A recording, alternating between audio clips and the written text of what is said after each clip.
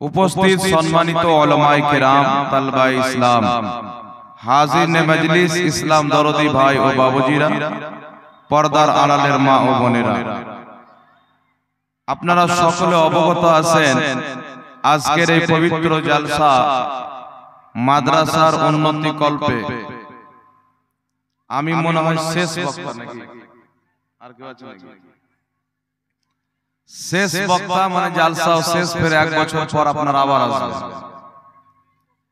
আল্লাহ তাবারাক ওয়া তাআলার নিকটে নবী পাক সাল্লাল্লাহু আলাইহি সাল্লামের ওসিলা দিয়ে দোয়া করি যেন আল্লাহ পাক আমাকে সঠিকভাবে বুঝাবা এবং সকলকে সঠিকভাবে বুঝার তৌফিক দান করেন। সকলে বলুন আল্লাহুম্মা আমিন। বিরাদর ইসলাম, এখানে যত লোক উপস্থিত আছেন আমরা সবাই হচ্ছি নবী পাক সাল্লাল্লাহু আলাইহি সাল্লামের উম্মত বা গোলাম, আল্লাহ তাবারাক ওয়া তাআলার বান্দা। নবী পাক সাল্লাল্লাহু আলাইহি ওয়াসাল্লাম আমাদের নবী প্লাস আখরি নবী, তিনার পরে কোন নবীর ধারণা আসা এই ইসলামের মধ্যে নাই। তাই বিরাদর ইসলাম, খাতিমুন নবিয়্যিন, সাইয়্যিদুল মুরসালিন, শফিউল মুজনবিন সাল্লাল্লাহু তাআলা আলাইহি ওয়া আলিহি ওয়াসাল্লামে আমরা যেহেতু উম্মত, তাই নবী পাকের উম্মতের চরিত্র এবং ক্যারেক্টার হলো যে তারা সমস্ত ভালো কাজের পূর্বে সর্বপ্রথম আল্লাহ তাবারাক ওয়া তাআলার পাকি বয়ান করবেন। তাই আল্লাহ তাবারাক ওয়া তাআলার শুকরিয়া আদায় করি যেন মহান রব্বুল আলামিন আমাদের সকলকে নবী পাকের অধম উম্মত হিসেবে কবুল করেন। বলেন আল্লাহুম্মা আমিন। আল্লাহ তাবারাক ওয়া তাআলার কোটি কোটি বার অসংখ্য বার শুকরিয়া আদায় করি যে মহান রব্বুল আলামিন আজকের এই পবিত্র গভীর রাতে এই পবিত্র মাহফিলে আমাকে আপনাকে আসার সুযোগ দান করেছেন এবং তার অগণিত মাখলুকাতের মধ্যে আমাদেরকে সর্বশ্রেষ্ঠ মাখলুক অর্থাৎ আশরাফুল মাখলুকাত বানিয়েছেন। মহান রব্বুল আলামিনের অগণিতবার শুকরিয়া আদায় করি যে রব্বুল আলামিন আমাদেরকে মুসলমান বানিয়ে মুসলমানের বাড়িতে পাঠিয়েছেন। আল্লাহ তাবারাক ওয়া তাআলার শুকরিয়া আদায় করি যিনি আমাদেরকে দেখার জন্য চোখ, চলার জন্য পাও, বুদ্ধি, সমস্ত জিনিস দান করেছেন। এবং আল্লাহ তাবারাক ওয়া তাআলা সবচাইতে বড় নিয়ামত, মার্তাবা, ফজিলত আমাদেরকে দান করেছেন যে আল্লাহ তার অগণিত নবীগণের মধ্যে আমাদেরকে আখরি নবীর উম্মত বানিয়েছেন। তাই সকলে পাঠ করুন আলহামদুলিল্লাহ।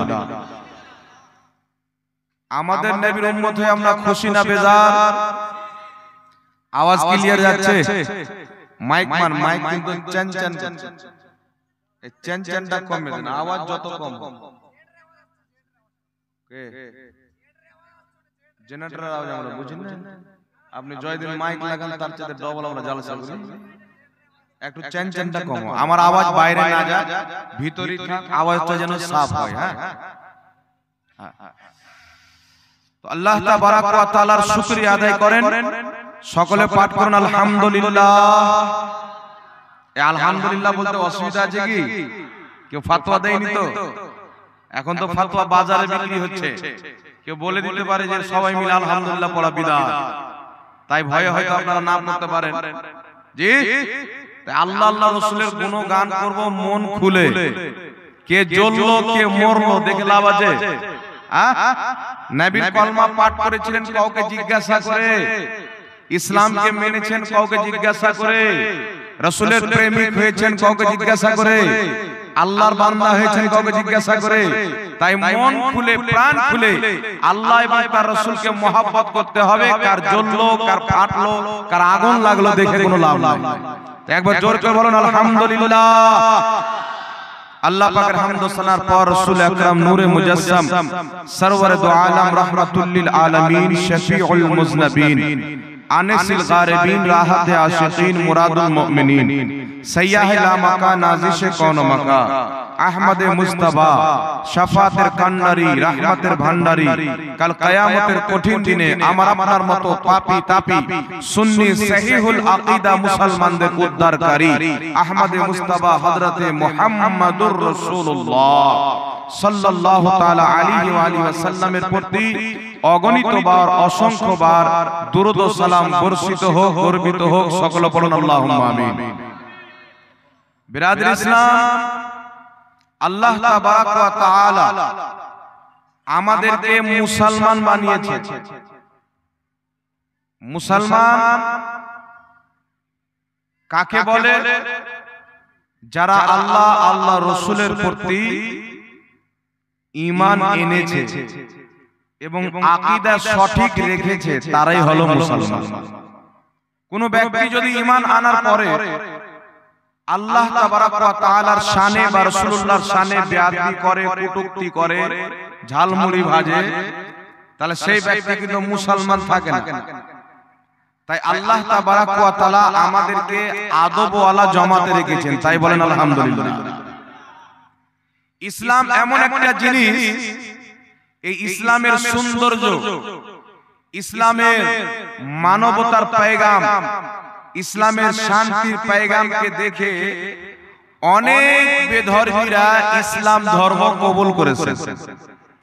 আজকে যেখানে যান অনেক ধর্ম পাওয়া যায়, যাদের ধর্মের মধ্যে উঁচু জাতি হয়, নিচু জাতি হয়, কিন্তু ইসলাম এমন একটি ধর্ম, যখন কোনো বান্দা আমাদের ইবাদতখানা মসজিদে পরিবেশ করবে, তখন মসজিদে পরিবেশ করার পরে ওই বান্দা গরিব হোক আর ধনী হোক, ছোট হোক আর বড় হোক, যে আগে চলে গেল সে আগে থাকবে, যে পরে গেল সে পিছে থাকবে। বড় লোক ছোট লোকের পাশে, ছোট লোক বড় লোকের পাশে। ইসলামের মধ্যে কোনো ভেদভাব নাই।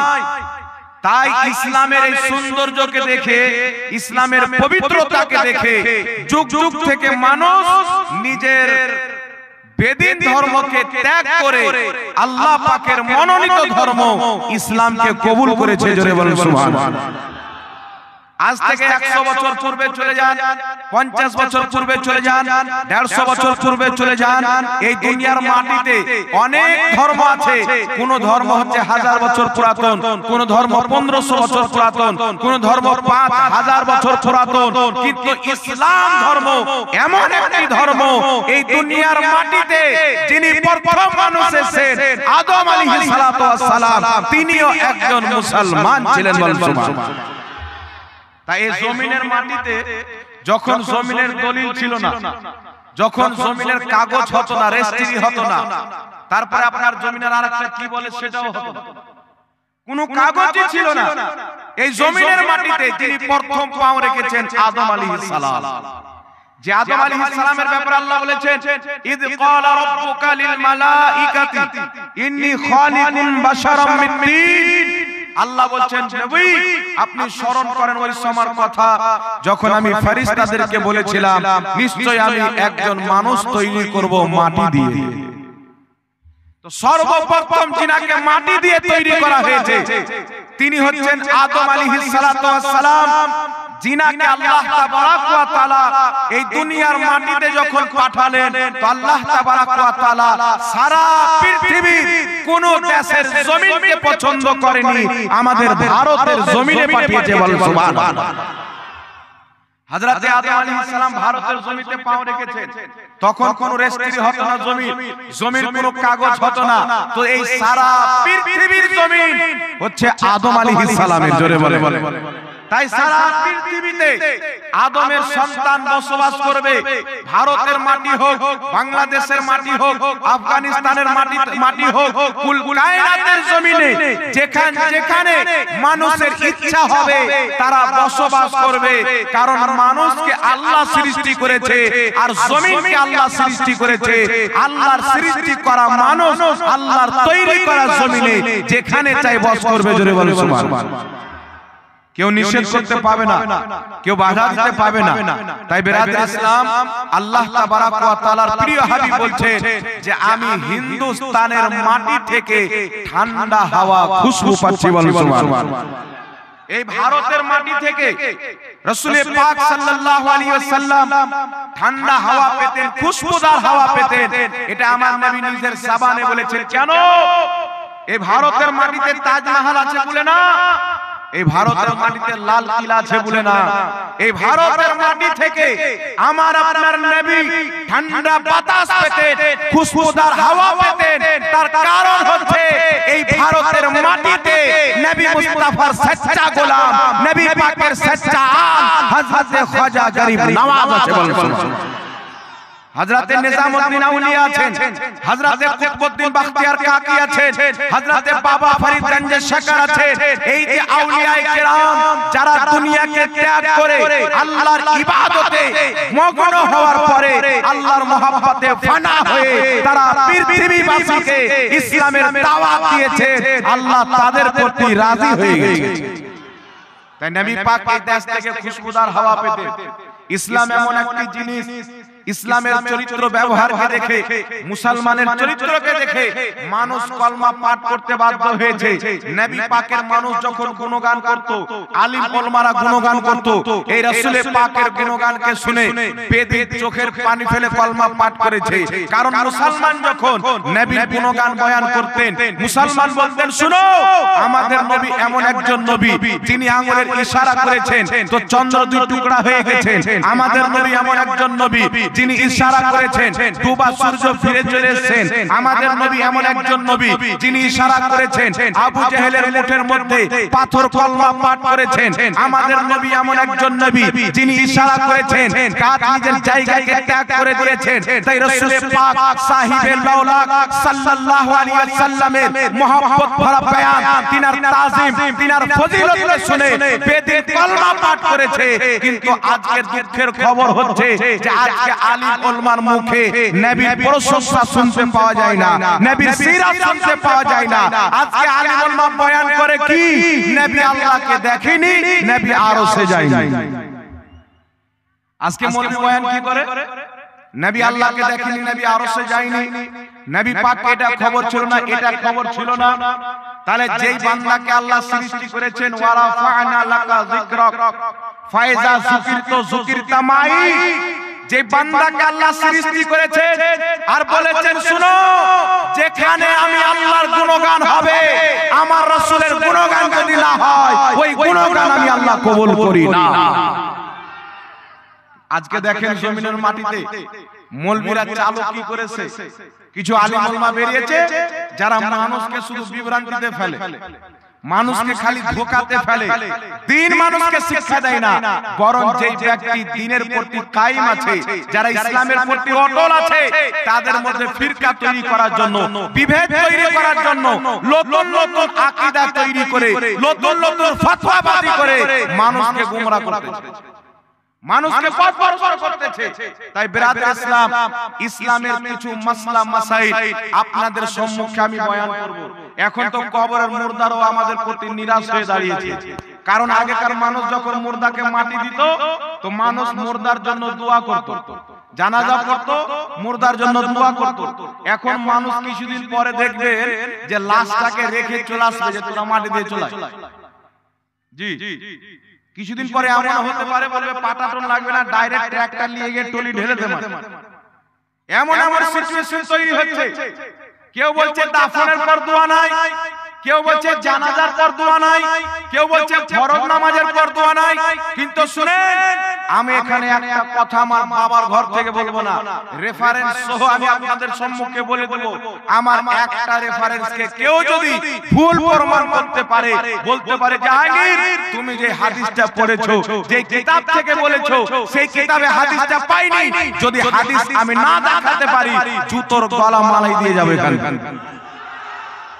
তাই শুনেন, নবী পাক সাহিবে লাউলাক সাল্লাল্লাহু আলাইহি সাল্লামের শরীয়তকে, সাহাবায়ে কেরামের শরীয়তকে বর্তমান জামানাতে কেউ যদি সত্যকারী মেনে থাকে তাদেরকে বর্তমান জামানাতে সুন্নি মুসলমান বলা হয়। কেউ যদি সঠিকভাবে মেনে থাকে, কেন আজকে যারা বলে আমরা রাসূলের শরীয়তকে মানি, আমরা সাহাবার দ্বীনকে মানি, কোন ব্যক্তি আছে, আরে শুনেন, আমার আপনার নবীর হাদিসকে সাহাবায়ে কেরামের চাইতে কেউ বেশি বুঝতো? জোরে আমার নবীর হাদিসকে সাহাবার চাইতে বেশি কেউ বুঝতে পারে? উমর ফারুকের মতো বুঝতে পারে, উসমান গনির মতো বুঝতে পারে, মাওলা আলীর মতো বুঝতে পারে। কিন্তু শুনেন, আপনাদের সম্মুখে চারটি মাসআলা বয়ান করব। এই চারটি মাসআলাতে স্পষ্ট হয়ে যাবে কেউ যদি নবীর দ্বীনের প্রতি কায়েম থাকে, সাহাবার দ্বীনের প্রতি কায়েম থাকে, ওই দ্বীনকে আজকে সুন্নি জামাত বলা হয়। সর্বপ্রথম মাসআলা বয়ান করব আপনাদের সম্মুখে।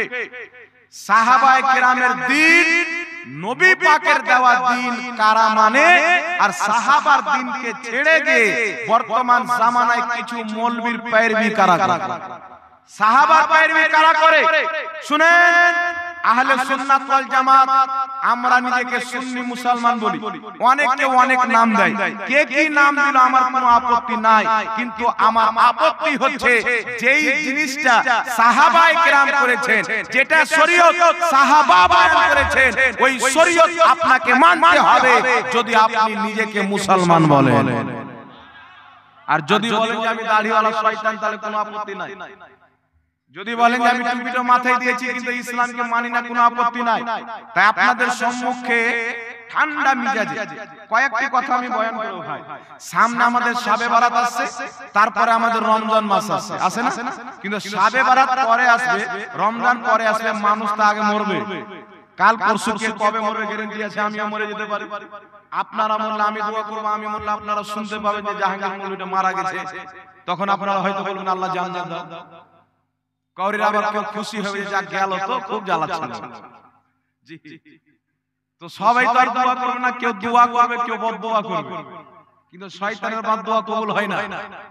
জি, মুসলমান দোয়া করলে লাগবে, মুসলমান বদদোয়া করলে লাগবে। কারণ নবী পাক সাল্লাল্লাহু আলাইহি সাল্লাম বলেছেন, কোন ব্যক্তি যদি মারা যায়, তার পড়োশীর 40 জন ব্যক্তি যদি বলে লোকটা ভালো ছিল, আল্লাহ তাকে ভালো হিসাবই গণ্য করে নেয়। বলেন সুবহানাল্লাহ।